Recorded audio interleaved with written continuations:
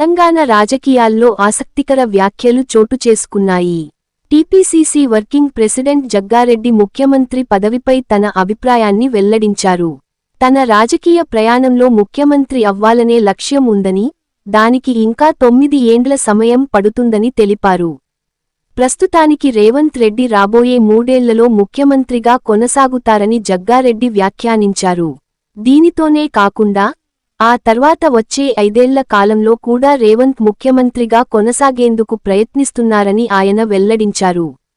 ఈ వ్యాఖ్యలతో జగ్గారెడ్డి తన భవిష్యత్తు రాజకీయ లక్ష్యాలను స్పష్టంగా వెల్లడించారు. దీనిపై టీపీసీసీ వర్గాల్లో చర్చ మొదలైంది. అంత ఈజీగా ఇప్పుడు రేవంత్ రెడ్డి ఇష్టట్లేడు.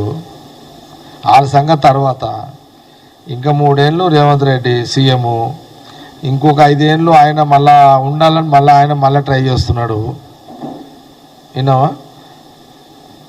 ఆయన ట్రై చేస్తున్నాడు. నేను కూడా 9 ఏళ్ల లోపల నేను సీఎం కావాలని నేను ట్రై చేస్తున్నా. అంత ఈజీగా వాళ్ళకి ఆడొస్తాయి.